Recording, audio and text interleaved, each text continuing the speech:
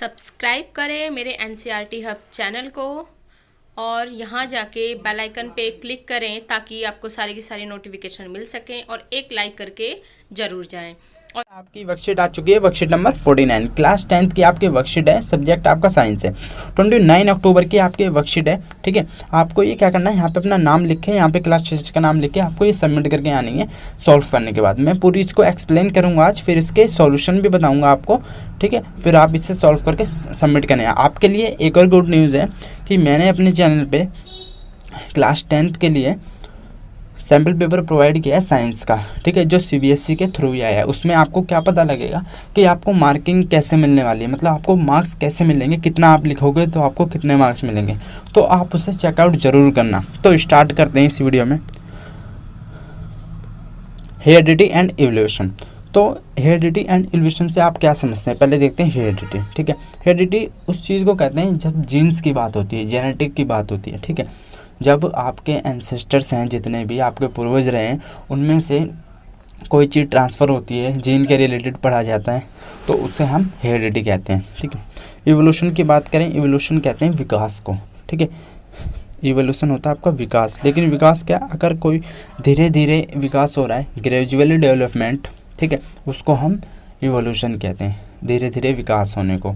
तो इसमें हम देख लेते हैं फर्स्ट हेरिडिटी। हेरिडिटी में क्या कहा गया, transmission of traits characteristics from one generation to other. ठीक है, कोई एक जनरेशन से, मान लो आपकी जनरेशन है, ठीक है, आप हो, आपके बाद कोई जनरेशन आएगी, उस आपसे उसमें ट्रांसफ़र हो रहे हैं कैरेक्टर्स। ठीक है, जो कैरेक्टर हैं या ट्रेड्स हैं वो ट्रांसफ़र हो रहे हैं। ठीक है, और from parents to their offspring. ठीक है, ऑफ स्प्रिंग से क्या समझते हो आप, कि आप जो बच्चे हैं, ठीक है, मतलब जो होने वाले न्यू वंस। ठीक है, ऑफ स्प्रिंग हम ये समझते हैं जैसे कोई भी न्यू बॉर्न बेबी है, वो होने वाला है, तो उसे हम ऑफ स्प्रिंग कहते हैं। ठीक है, अब नीचे देख लेते हैं वेरिएशन। वेरिएशन को हम क्या कहते हैं, the difference between the character और traits among the individual of the same species are called variation. मान लो सेम स्पीसीज़ का कोई ऑर्गेनिज्म है, एक ये एक ये, ठीक है, इनके बीच में क्या हो रहा है, डिफ्रेंशिएट कर रहे हैं इनके बीच में कि इसका कैरेक्टर ऐसा है, इसका ऐसा है, इसके ट्रेड्स ऐसे हैं, इसके। ठीक है, तो उसको हम क्या बोलते हैं, वेरिएशंस बोलते हैं। डिफरेंट जब कैरेक्टर या ट्रेड्स का डिफरेंस करते हैं दो इंडिविजुअल के अंदर जो सेम स्पीसीज़ के हों, जैसे मैंने अभी बताया आपको। ठीक है, अब नीचे चलते हैं, इसमें क्या दिया हुआ है कि in eukaryotic cells genetic material is present in the nucleus in chromosome. ये कह रहे हैं कि यूकैरियोटिक जो सेल होती हैं, आपने पढ़ा होगा, यूकैरियोटिक वो होते थे जो हमारे मल्टी सेलुलर ऑर्गेनिज्म होते थे। ठीक है, प्रोकैरियोटिक ये होते थे जो यूनिसेलुलर होते थे। ठीक है, तो क्या होता था, इसमें क्या होता है, वेल डिफाइंड न्यूक्लियस होता था, हमने पढ़ा था, इसका जो न्यूक्लियस था वेल डिफाइंड था बिल्कुल। तो यही कहा गया है कि जो यूकैरियोटिक सेल होती हैं, जेनेटिक मटेरियल जो प्रेजेंट होता है न्यूक्लियस के अंदर, क्रोमोसोम। ठीक है, तो क्रोमोसोम होता क्या है वो देख लेते हैं। Chromosome are thread like structure, जैसा आपको यहाँ पे दिख रहा है। ठीक है, देख लो और साथ साथ में पढ़ते रहो, आपको बहुत अच्छा क्लिक करेगा। ठीक है, carry genetic information from one generation to another. ठीक है, तो ये कहने जा रहे हैं कि ये क्या करता है, इन्फॉर्मेशन कैरी करता है जो आपको एक जनरेशन से दूसरी जनरेशन में ट्रांसफ़र करता है। ठीक है, chromosome are made up of DNA and proteins. ठीक है, जो ये पूरा क्रोमोसोम है ये किससे बना होता है, डीएनए और आपका प्रोटीन से बना होता है। ठीक है, they play a vital role in the cell division. ठीक है, and heredity and variation, mutation, repair and regeneration. आपको समझाता हूँ, ये क्या बहुत बड़ा रोल प्ले करता है किसमें, एक तो सेल डिवीजन में। सेल डिवीजन मतलब एक सेल से आपका दो बन गई। ठीक है, अब दूसरा आपका है हेरिडिटी में। हेरिडिटी में कैसे करता है कि एक जनरेशन से मान लो दूसरी जनरेशन में ट्रांसफ़र हो रहा है, तो उसमें भी ये काम करता है क्योंकि इन्फॉर्मेशन के कैरी करता है कैरेक्टर्स की। फिर आपका है वेरिएशन। वेरिएशन ऊपर पढ़ा था हमने, दो सेम स्पीसीज़ के बीच में डिफरेंट कर रहा है, तो उसको हम कहेंगे वेरिएशन। उसमें भी बहुत बड़ा रोल है इसका। म्यूटेशन। म्यूटेशन मतलब होता है कि कोई डीएनए है, ठीक है, आपका कोई भी डीएनए है, ठीक है, उसके अंदर कुछ चेंज आ जाए। मान लो कोई भी डीएनए उसके अंदर सडनली चेंज आ जाए, तो उसको हम म्यूटेशन बोलते हैं। ठीक है, रिपेयर मतलब कोई भी डीएनए है उसमें हमें कुछ रिपेयर करना है। मान लो कोई जीन है वो डिफेक्टिव है, ठीक है, वो हमें सही करना है, तो उसमें रिपेयर आएगा। रीजनरेशन मतलब कोई भी आपका डीएनए और हमें नया डीएनए बनाना, उससे रीजनरेट करना है, तो उसमें भी हमारा क्रोमोसोम काम आएगा। ठीक है, तो अब देख लेते हैं नीचे डीएनए के बारे में दिया है। ठीक है, डीएनए डीऑक्सीराइबोज न्यूक्लिक एसिड, इसकी फुल फॉर्म आप याद रखना, ज़रूर आती है, आपको याद होनी चाहिए, याद भी होगी कुछ बच्चों को। ठीक है, is the heredity material in humans. ठीक है, ये हेरिडिटी मटेरियल होता है जो इन्फॉर्मेशन और ट्रेड्स कैरी करता है। ठीक है, ऑलमोस्ट ऑल अदर ऑर्गन।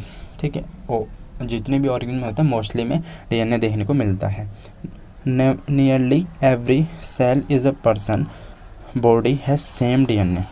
ठीक है, मान लो कोई पर्सन है, ठीक है, तो उसकी जो बॉडी है उसके अंदर पूरी बॉडी में एक सेम टाइप का डीएनए आपको मिलेगा। ऐसा नहीं है कि हाथ में अलग मिला तो पैर में अलग मिला, फेस पे अलग मिला तो इसकी सेल्स में अलग मिला, पूरी बॉडी में सेम टाइप का आपको डीएनए मिलेगा।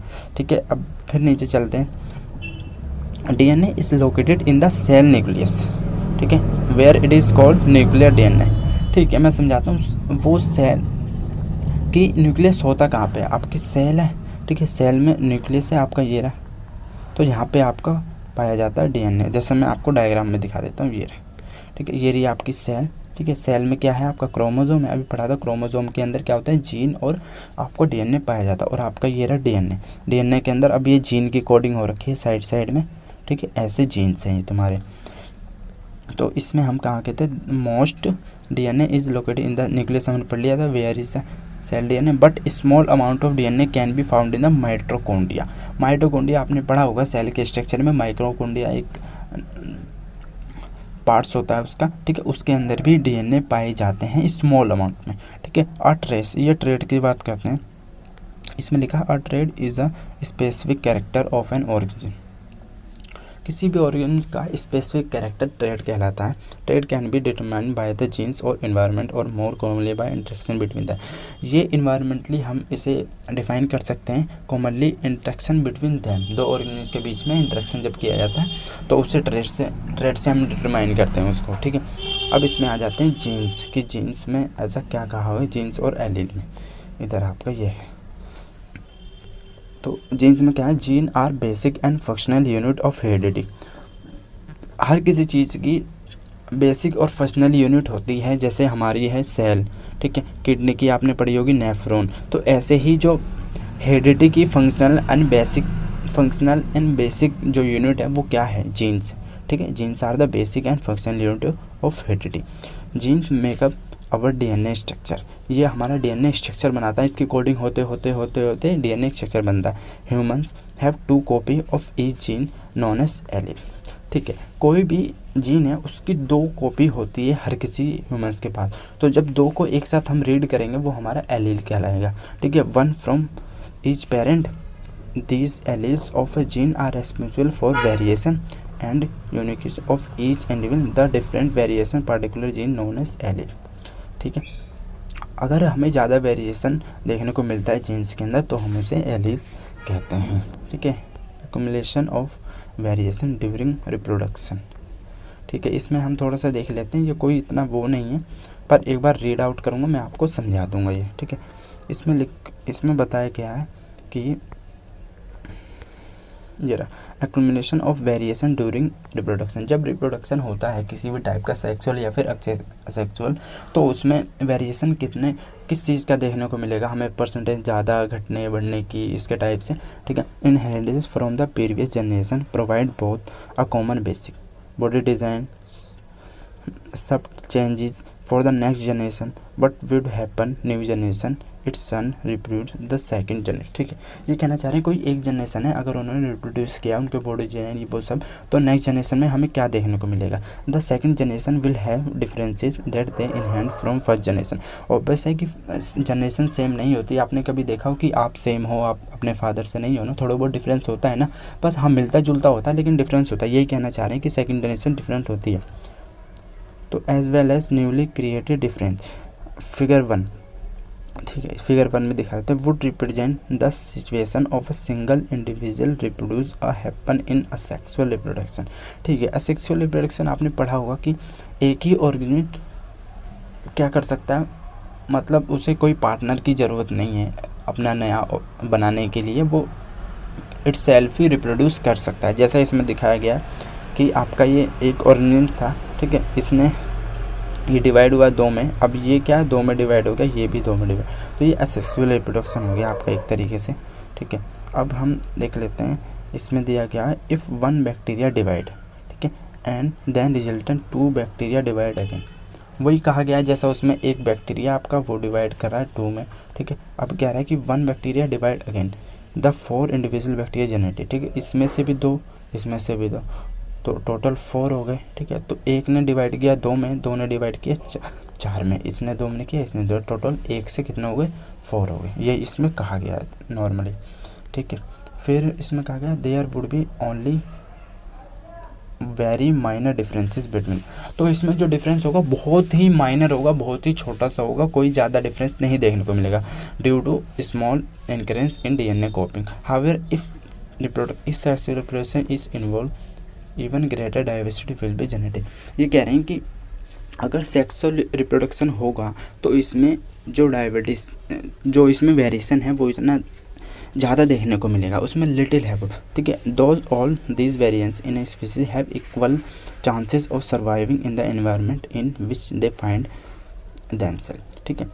अब इसमें नीचे कहा गया है कि obviously not depending on the nature of variation, ठीक है, कि ये नेचर ऑफ वेरिएशन पे डिपेंड नहीं करता कि तुम्हारा रिप्रोडक्शन कितना वेरी करेगा, कितना सेम होगा या फिर नहीं होगा, ठीक है। Different individual would have different kind of advantage, ठीक, ये तो सही है। डिफरेंट टाइप ऑफ, अगर डिफरेंट इंडिविजुअल हैं तो उनके अलग अलग टाइप्स के एडवांटेज होंगे, अलग अलग टाइप की उनकी खूबियाँ होंगी, ठीक है। Bacteria that can withstand heat will survive better in heat wave.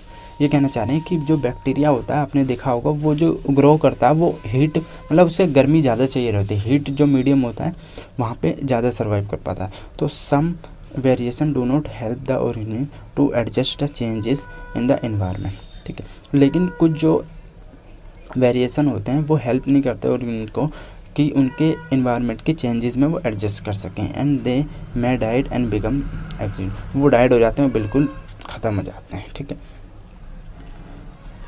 तो आपकी वर्कशीट में मुझे लगता है इतना ही था, ठीक है। तो आपको समझ में आई, होप करता हूँ समझ आई होगी, ठीक है। तो इसका क्वेश्चन आंसर हम देख लेते हैं। अगर वीडियो को लाइक नहीं दिया तो लाइक ज़रूर देना एक, ठीक है। क्वेश्चन आंसर हम इसके सॉल्व कर रहे हैं। Question number 1, define the following, ठीक है। इन्होंने ए कहा है कि हेरिडिटी को डिफाइन करो, इसके आपने ABCD तक देखे होंगे, मतलब जितने भी फर्स्ट हेरिडिटी है, इसमें लिखा है हेरिडिटी, ठीक है। The transmission of traits, the transmission of trait and characteristics from one generation to other generation और from parents to their offices. हमने ऊपर भी पढ़ा था कि एक जनरेशन से दूसरी जनरेशन में जब कैरेक्टर या ट्रेड्स ट्रांसफ़र होते हैं फ्रॉम पेरेंट्स टू या फिर ऑफ स्प्रिंग, तो उसे हम हेरिडिटी कहते हैं। नेक्स्ट आपका आ जाता है वेरिएशन। वेरिएशन हम देखेंगे कि be the difference between the characters and traits among the individual of the same species are called variation. मान लो कोई सेम स्पीसीज़ के, मैंने बताया था सेम स्पीसीज़ के इंडिविजुअल हैं, वो उनके ट्रेड ट्रांसफ़र हो रहे हैं और उनके जब हम डिफरेंस करेंगे तो उन्हें हम वेरिएशन कहेंगे, ठीक है। सी DNA देख लेते हैं। DNA को कहते हैं deoxyribonucleotide is the heredity material in humans all other organism, ठीक है। ये बताया गया है कि DNA का एक तो फुल फॉर्म बता दी, डीऑक्सीराइबोन्यूक्लिक एसिड होता है एंड हेरिडिटी मटेरियल होता है ह्यूमंस के अंदर एंड ऑल अदर ऑर्गेनिज्म के अंदर। ये सारा आपको एक साथ लिखना है, ऑलमोस्ट ऑल अदर ऑर्गेनिज्म, ठीक है। अब डी पे आ जाते हैं। इसमें कहा गया है chromosome. Chromosome are the thread like structure which carry genetic information from one, ठीक है। क्रोमोसोम सिर्फ इतना याद रखना कि एक थ्रेड लाइक स्ट्रक्चर है जो इन्फॉर्मेशन को कैरी करता है, जेनेटिक मटेरियल को कैरी करता है, ठीक है। अब आ जाते हैं ई पे, trait. A trait is a specific character of organism. Traits can be determined by genes और एनवायरनमेंट और more commonly by induction between them. ये कह रहे हैं कि ट्रेड्स क्या होता है कि किसी भी ऑर्गेनिज्म का कैरेक्टरिस्टिक होता है, ठीक है। ये डिटरमाइन किस चीज़ से कर सकते हैं, जीन से कर सकते हैं और द एनवायरमेंटल, ठीक है, बिटवीन टू ऑर्गेनिज्म, ठीक है। अब जीन देख लेते हैं। Gene are basic and functional unit of heredity. मैंने जैसे बताया था फंक्शनल यूनिट हर चीज़ की होती है, बेसिक एंड फंक्शनल, ऐसे ही हेरिडिटी की जो बेसिक एंड फंक्शनल यूनिट है वो आपकी जीन है, ठीक है।